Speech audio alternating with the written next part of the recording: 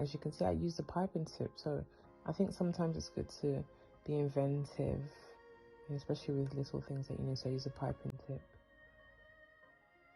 I'm using white fondant, and that's the brand of fondant I like to use. I'm not advertising for anyone, but just thought I'd let you know in case anyone's struggling with fondant issues.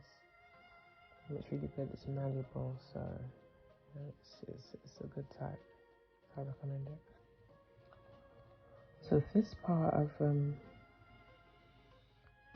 this is the part whereby I'll be making the collar. As you can see, using my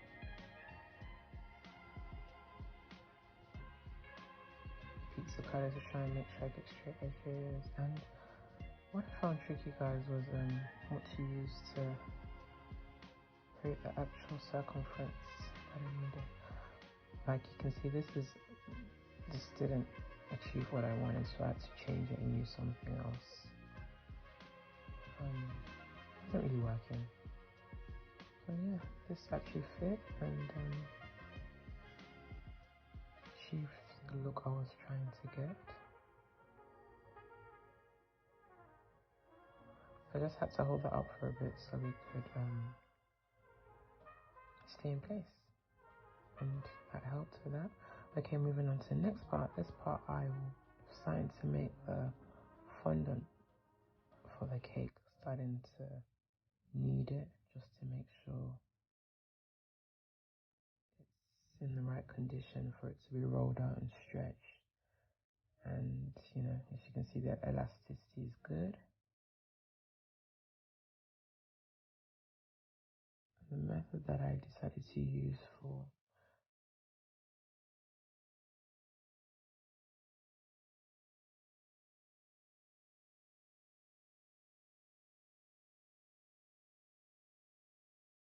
actually this part, I'm actually making the bow. Yes, that's right. And make it as straight as possible, lining it up, making sure it's straight, making sure it looks right.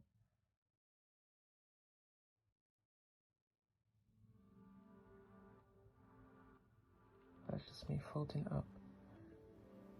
Then it's important to put tissue inside so it gives it the shape that you're trying to achieve.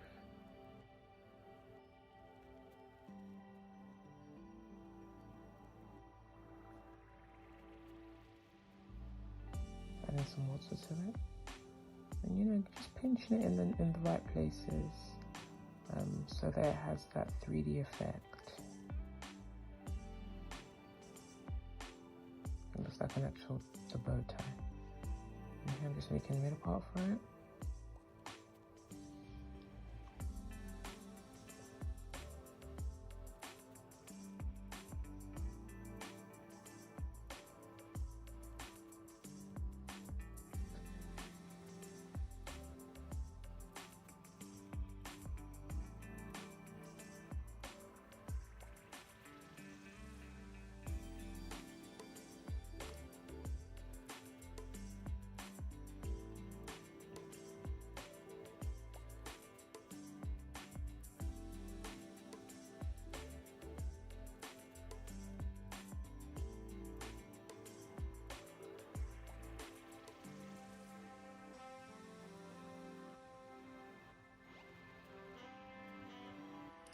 And that's just me neatening it up.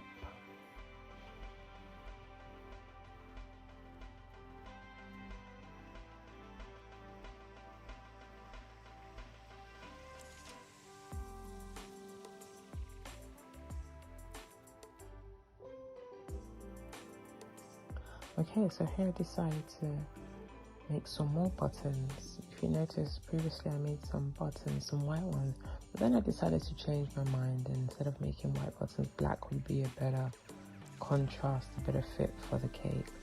So I made some black ones as well. You know, I think it's good to just have some options at the end, you know, design wise, to see which looks better. And I went with the black because the black actually looked better. I was just making sure the circles are in place.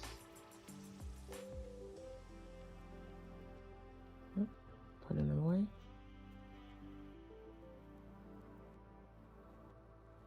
Now on to the kneading for covering the main cake. And the method that I'll be using will be the panel method to cover the cake. You know, there's so many ways to cover the cake. Some people like to do the, there's another way some people like to use, they like to cover it from top and, you know, drape it over the cake and smoothen it as it goes down. That's a good way too. But I think it all depends on the height. So if the cake is taller, it might be better to use the panel method. So here, this cake was quite tall, so I decided to use the panel method. Just making the top part. So as you can see, I've stretched out, cut the circle just a little bit bigger than the top, and I'm flattening it out. What I recommend is to, when you're using, so I'm flattening it out and making sure the circle is nice and in place. But what I recommend is that when you're using this method, or any method to be honest with you, when draping a cake with fondant, it's always best to use ganache. And I normally always use ganache, but in this situation I actually used buttercream. Though it was found, but when the temperature in the room changed, it started affecting the cake in terms of it started melting. So that's why I'd recommend using ganache. Okay, so this part I'm going onto the paneling, just measuring up, just cutting up, and just getting it.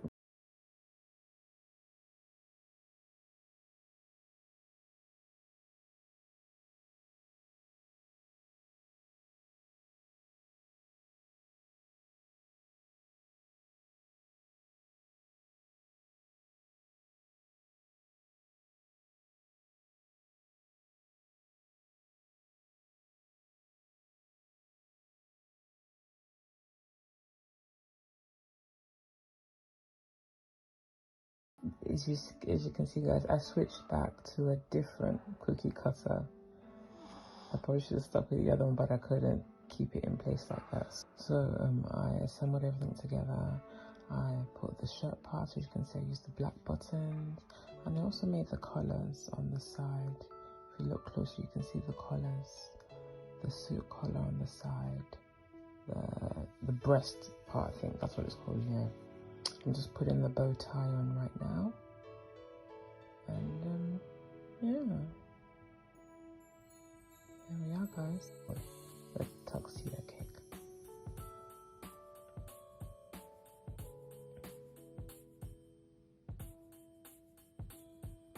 Just giving it some extra support. And one thing I must let you know, guys, is that when you're making the bow tie and the other extra bits, it's good to give it some time to dry up. So, you know, give it a couple of days, make sure it dries up. So when you make it, let it stay, you know, let it stay somewhere cool and dry, so that it can firm up, so that when you use it for your cake, it's not falling to pieces or falling apart.